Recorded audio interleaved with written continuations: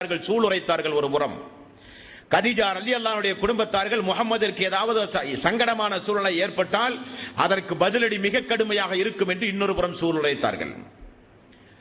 எல்லோரும் சேர்ந்து குடும்பமே சேர்ந்து அபூபக்கர் சித்திக் அவர்களுக்கு ஆறுதல் சொல்லி தூக்கி கொண்டு முகமெல்லாம் வீங்கி ரத்தம் பீரிட்டு வருகிற அந்த சந்தர்ப்பத்தில் எல்லோரும் சேர்ந்து ஆறுதல் கொண்டு சூறிக்கொண்டிருந்தார்கள்.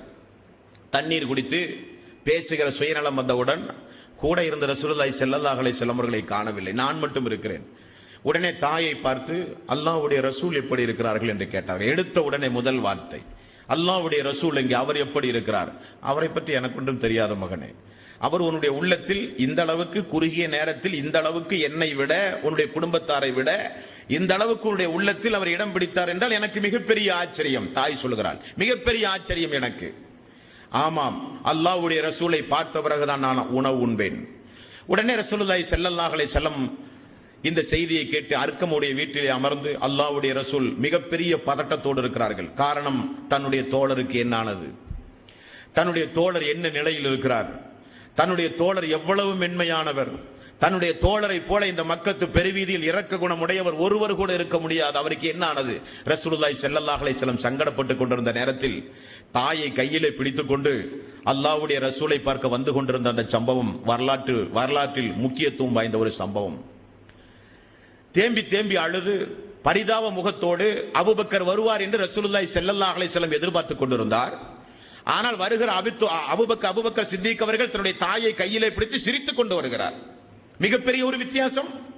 ரசூலுல்லாஹி ஸல்லல்லாஹு அலைஹி வஸல்லம் பக்கத்தில் வந்தவுடன் அல்லாஹ்வுடைய ரசூலுக்கு மிகப்பெரிய ஒரு ஆச்சரியம். கூட அவருடைய தாய் ஒரு பெண்மணி.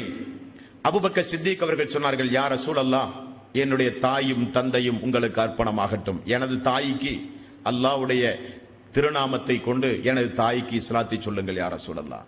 ரசூலுல்லாஹி ஸல்லல்லாஹு அலைஹி வஸல்லம் இஸ்லாத்தை சொன்னார்கள். அந்த அம்மா இஸ்லாத்தை ஏற்றார்கள். அபூபக்கர் சித்திக் அவர்கள் சொன்னார்கள், எனக்கு இருந்த எல்லா கஷ்டமும் போய்விட்டது, எனக்கு இருந்த எல்லா சங்கடங்களும் போய்விட்டது, என்னுடைய தாய் இஸ்லாத்தை ஏற்றுக்கொண்டார்கள். ஒவ்வொரு சம்பவத்தின் மூலமும் நம்முடைய வாழ்வில் அதற்குரிய படிப்பினை என்ன என்பதை நாம் பார்க்க வேண்டும். இது ஒரு வரலாற்று பார்வையோடு நீங்கள் பார்க்கக்கூடாது. ஏதோ ரமலானுடைய மாதத்தில் இரவு நேரத்தில் ஏதோ பயான் கேட்கிறோம், ஏதோ ஒரு நேரம் போக வேண்டும், பொழுது போக வேண்டும் என்று அல்ல அன்பான ரசூல்களே. அபூபக்கர் சித்திக் அவர்களை ஏகத்துவத்தை எடுத்துச் சொன்னார் என்பதற்காக ஊரே திரண்டு அடித்தது, உயிர் போகிற வரை அடித்தார்கள், மரணிக்கின்ற வரை, மயக்கம் போட்டு கீழே விழுகிற வரை அடித்தார்கள். அடிவதைகளை எல்லாம் வாங்கிய பிறகும் அவருக்கு இருக்கிற ஒரே ஏக்கம், நம்முடைய தாயும் இந்த ஆரம்ப நேரத்தில் இஸ்லாத்தை ஏற்றுக்கொண்டால் எவ்வளவு மகத்துவமாக இருக்கும் என்று எண்ணினாரே. அந்த எண்ணத்தினுடைய சிறப்பு தான் அல்லாஹ்வுடைய ரசூலும் அல்லாஹ்வும் கொடுத்த மகத்துவம். தாய் நரகத்திற்கு புரியவளாக இருக்கும் பொழுது நாம் மட்டும் எப்படி சொர்க்கம் செல்லுவது? ஒரு மகனுக்கு இருக்கிற யதார்த்த கவலை, நம்முடைய குடும்பத்தில் நம்முடைய தாய்மார்கள் இந்த ஏகத்துவம் என்னவென்று தெரியாமல் இருக்கிறார்கள். நம்முடைய தாய்மார்கள் தொழாதவர்களாக இருக்கிறார்கள். நம்முடைய தாய்மார்களுக்கும் இஸ்லாத்திற்கும் எந்த சம்பந்தம் இல்லாமல் வாழ்கிறார்கள். ஆனால் நாமோ ஏதோ ஒரு வகையில் அல்லாஹ்வுடைய மார்க்கத்தை இப்படிப்பட்ட உபதேசங்களின் மூலம் கேட்டோம், அறிந்தோம், தெரிந்து கொண்டோம். நமக்கு நம்முடைய தாயை குறித்து என்றைக்காவது கவலை உண்டுமா? அவர்கள் இந்த நிலையில் மரணித்தால் நரகத்திற்கு போவார்களே. நம்மை பெற்றெடுத்த வயிறல்லவா அது. மறுமை நாளில் அல்லாஹ் 70 முழ சங்கிலியால் விளங்கிட்டு நரக நெருப்புக்கு அல்லாஹ் அழைத்து செல்வதை கண்கொண்டு பார்க்க முடியாத மறுமை நாளில் நாம் பெற்று வளர்த்திய மக்கள் இஸ்லாத்திற்கு விரோதமாக நடக்கிறார்களே. அல்லாஹ் மறுமை நாளில் நரகத்தில் நம்முடைய கண்ணெதிரே தூக்கி வீசினால் பார்க்கிற ஒரு சக்தி நமக்கு கிடையாது என்கிற ஒரு கவலை நமக்கு வர வேண்டும் என்பார் சொல்லுங்கள். அபூபக்கர் சித்திக் ரலியல்லாஹு அன்ஹு அவர்கள், என்னுடைய தாயினுடைய நிலைமை, என்னுடைய தாய்க்கு என்னானது, எனது தாய் இந்த மார்க்கத்தை ஏற்றுக்கொள்ள வேண்டுமே என்று துடியாய் துடித்தார். அவர் ஏற்றவுடன் அவருக்கு முதற்கட்டமாக சொன்னது, நம்முடைய தந்தையும் நம்முடைய தாயும் இந்த மார்க்கத்தை ஏற்க வேண்டும். தந்தைக்கு கண் தெரியாது, அவருடைய தந்தைக்கு கண் தெரியாது. தாய் எப்படியாவது மார்க்கத்தை ஏற்க வேண்டும், தந்தையும் ஏற்க வேண்டும். உடனே தாய் இஸ்லாமிய மார்க்கத்தை ஏற்றுக்கொண்டார்கள். அந்த அபூ ஜஹில், உத்பா, ஷைபா இஸ்லாமிய இறை நிராகரிப்பாளர்களுக்கு கூடுதல் கொஞ்சம் கோபமானது. அடிக்கு போய் ஒரு பெண்மணி இஸ்லாத்தை தழுவி இருக்கிறாள், எதிர்க்க போய் ஒரு குடும்பம் இஸ்லாமிய மார்க்கத்தை தழுவி இருக்கிறது. கோபம் கொஞ்ச நெஞ்சம் அல்ல, கடுமையான ஆத்திரம் அவர்களுக்கு வர ஆரம்பித்தது. இது அபூபக்கர் அவருடைய முதற்கட்ட ஆரம்ப வரலாறு. நபிகள் நாயகம் ஸல்லல்லாஹு அலைஹி வஸல்லம் அவர்கள் ஆரம்பமாக இந்த இஸ்லாத்தை எல்லாம் எடுத்து சொல்லும் போது அந்த இஸ்லாத்தை பின்பற்றிய மக்களை எந்த அளவுக்கு அவர்கள் கொடுமை செய்வார்கள் தெரியுமா? புகாரி, முஸ்லிம் போன்ற ஹதீசுகளை தனிமையில் இருந்து நீங்கள் படிக்க வேண்டும். உண்மையிலேயே நபித்தோடைய வாழ்க்கை வரலாற்றை தனிமையில் படித்தால் இந்த இஸ்லாத்திற்காக வேண்டி நாம் என்ன செய்திருக்கிறோம் என்பார் சொல்லவில்லை. ஆரம்ப காலகட்டத்தில் எல்லாம் தன்னை முஸ்லீம் என்று அவர்கள் சொல்ல வேண்டுமானால் அதற்காக வேண்டி அவர்கள் தான் சம்பாதித்து வைத்த சொத்துக்களை எல்லாம் அவர்கள் இழக்க வேண்டியிருந்தது. தாயை இழந்தார்கள், தந்தையை இழந்தார்கள், கடுமையான அடிப்படையில் சித்திரவதைக்கு அவர்கள் ஆளானார்கள். எதற்காக? யாருடைய உரிமையையும் அவர்கள் பறித்தார்கள் என்பதற்காக வேண்டி அல்ல, யாரையும் மானபங்கப்படுத்தினார்கள் என்பதற்காக வேண்டி அல்ல, அல்லாஹ் ஒருவன் தான், இவர் இனி அல்லாஹ்வுடைய ரசூல் என்று சொன்னார்கள் என்ற ஒரே காரணத்திற்காக வேண்டி வீதியில் போட்டு அடித்தார்கள், சுடு மணலிலே போட்டு கிடத்தினார்கள். அந்த நேரத்தில் ஒரு சம்பவம், உமையா பிலால் ரலியல்லாஹு அன்ஹு அவர்கள் இஸ்லாத்தை தழுவினார்கள் என்கிற செய்தி கிடைத்தவுடன் மிகப்பெரிய கோத்திரத்தில் இருக்கிற என்னுடைய அடிமை இஸ்லாத்தை தழுவி எனக்கு மிகப்பெரிய ஒரு அவமானத்தை சம்பாதித்து தந்து விட்டான் என்று சொல்லி வீதியிலே கொண்டு வந்து கிடத்தி கொடுமை செய்த நேரம் அந்த நேரம்.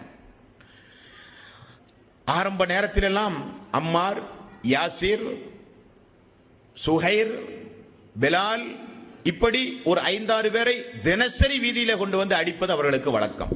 ஒன்றுமல்ல, அவர்கள் இஸ்லாத்தை ஏற்றார்கள். அடிக்கிற பொழுது அடிவுதை தாங்க முடியாமல் வார்த்தைக்காக முகம்மதை நாங்கள் பின்பற்றியது தவறுதான், எங்களை விட்டு விடுங்கள் என்று வார்த்தைக்காக வேண்டி நிறைய பேர் சொல்வார்களாம். ஆனால் உமர் அவர்கள் சொல்லுகிறார், நான் பிலாலை பார்த்திருக்கிறேன், எனக்கு இன்னும் நினைவுண்டு, ஒவ்வொரு அடி விழுகிற பொழுதும் அஹத் அஹத் அஹத், அல்லாஹ் ஒருவன் தான், லாத்து உஸா கடவுள் அல்ல என்று பேசிய மாமனிதர் பிலால். முகத்தில் காலை வைத்து அமுத்தினார்கள், பாறாங்கல்லை கொண்டு வந்து நெஞ்சிலே வைத்தார்கள் பாவிகள். சுடு சிறு சிறு குழந்தைகளுடைய கைகளில் எல்லாம் விளையாட்டு பொருளாக கழுத்தில் கயிறை கொடுத்து வீதியிலே கொண்டு போய் இழுத்தார்கள் பாவிகள். அந்த நேரத்தில் அபூபக்கர் சித்திக்குடைய கண்ணில் ஒரு கொடுமை சம்பவம் நிகழ்ந்தது. ஊரே திரண்டு காரி காரி உமிழ்கிற ஒரு சம்பவம், அடிக்கிற சம்பவம், கேவலமாக பேசுகிற சம்பவம், அடிமையுடைய குடும்பத்தில் பிறந்த உனக்கு இவ்வளவு பெரிய திமிரா என்றெல்லாம் ஏசிய ஒரு சம்பவம். முகம்மதை பின்பற்றியது தவறு, முகம்மதை ஏசு, முகம்மதை திட்டு என்று சொல்லி எல்லோரும் கடுஞ்சொல்லை பயன்படுத்தி எல்லா சக்திகளையும் பிரயோகப்படுத்தி அடித்துக் கொண்டிருந்த நேரத்தை அபூபக்கர் அவர்கள் பார்த்தார்கள். அபூபக்கர் சித்திக் அவர்கள் நேராக அவருடைய எஜமான் உமையாவை அழைத்தார். உமையாவே, இந்த பிலாலை நீங்கள் சுதந்திரமாக உரிமை விட உங்களுக்கு என்ன விலை வேண்டும்? உமையா என்ன சொன்னான்னு தெரியுமா? பேச்சுக்காக வேண்டி 100 திரகம் என்றான், 1000 திரகம் என்றான். 1000 திரகத்தை எடுத்துக் கொடுத்தார். வாங்கியவன் ஆச்சரியப்பட்டு உமையா சொன்னான், காய்ந்த பேரித்தம்பளம் கேட்டிருந்தாலும் இந்த பிலாலை தந்திருப்பேன், அந்த அளவுக்கு இவன் உதவாக்கரை என்று உதாசீனப்படுத்தினார். அபூபக்கர் சித்திக் அவர்கள் மறுமொழி என்ன சொன்னார் தெரியுமா? 2000 திரகம் நீ கேட்டிருந்தாலும் நான் தந்திருப்பேன் என்றார்.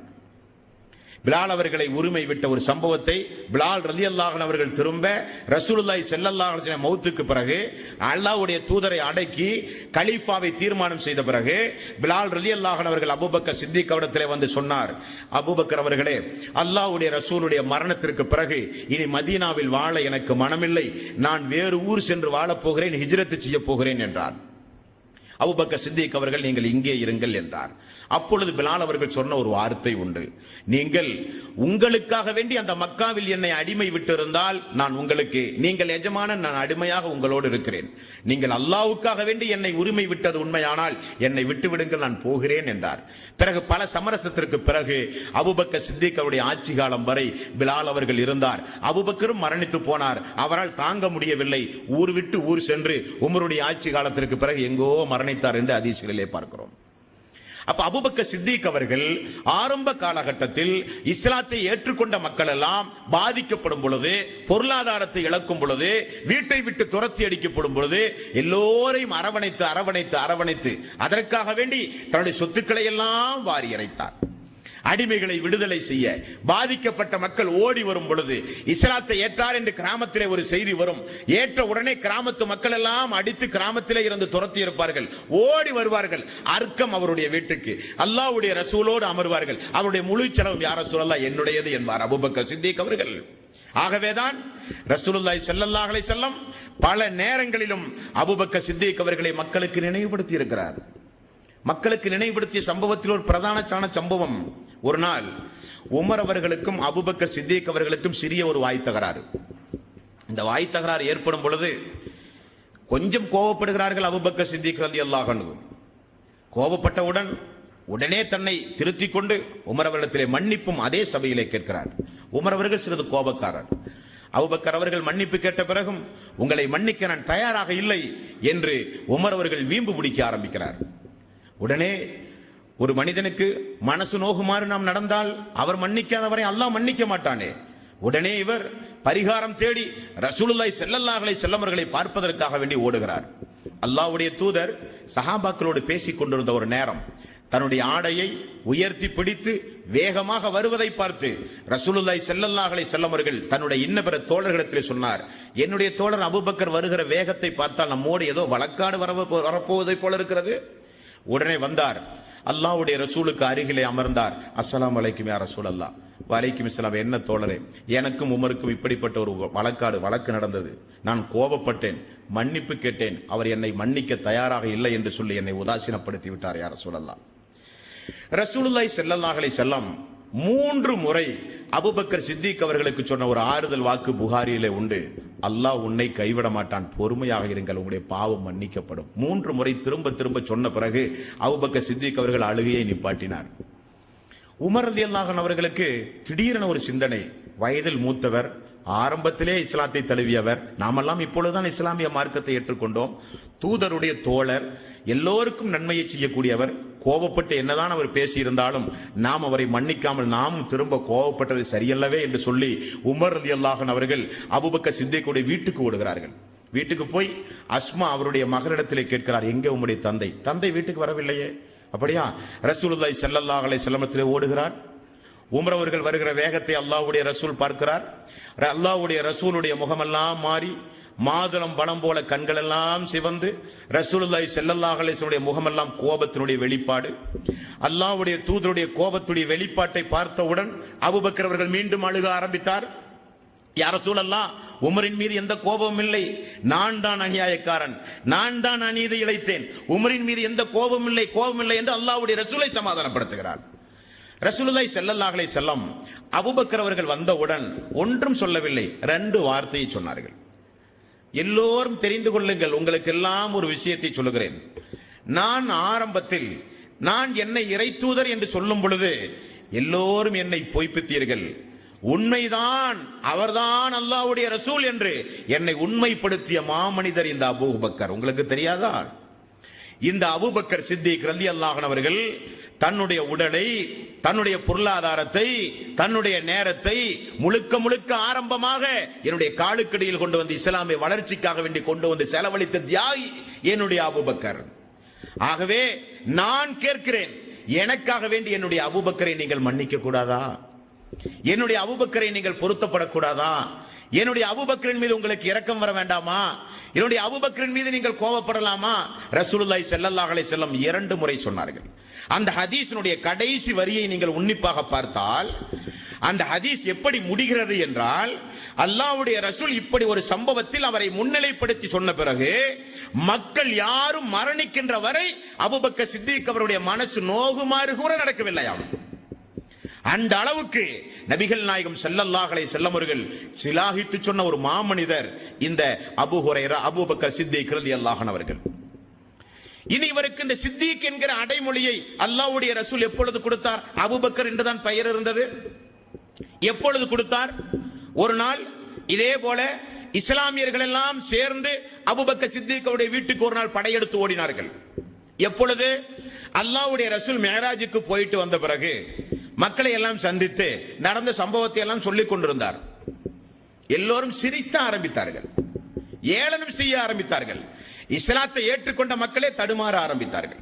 எல்லோரும் தீர்வு காண ஓடினார்கள் அபூபக்கர் சித்திக் அவருடைய வீட்டுக்கு. ஓடி போய் திரண்டு வந்த படையை அமர வைத்து அபூபக்கர் சித்திக் அவர்கள் என்ன நடந்தது என்று கேட்டார்கள். என்ன அல்லாஹ்வுடைய ரசூல் முஹம்மது ஒரே நாளில் பைத்துல் முகத்தஸ் சென்று நபிமார்களுக்கெல்லாம் தொழுக வைத்தாராம், நரகத்தை பார்த்தாராம், சொர்க்கத்தை பார்த்தாராம், இப்படிப்பட்ட செய்திகளை எல்லாம் சொல்லுகிறார், எங்களுக்கு ஒன்றும் புரியவில்லை என்று சொல்லுகிறார். வந்த கூட்டம் சொல்லுகிற செய்தியை மட்டுமே அடிப்படையாக வைத்து அபூபக்கர் சித்திக் அவர்கள் என்ன சொன்னார்கள் தெரியுமா? யாரை குறித்து நீங்கள் பேசுகிறீர்கள்? நீங்கள் யார்? பேசுகிறவர் யார்? அவர் அல்லாஹ்வுடைய ரசூல். அல்லாஹ் நாடினால் ஒரு நிமிடத்தில் எவ்வளவு பெரிய ஆச்சரியத்தையும் அல்லாஹ் நாடினால் உண்டாக்குவான். நீங்கள் சமாதானமாக இருங்கள் அல்லது என்னோடு வாருங்கள், நானும் வருகிறேன்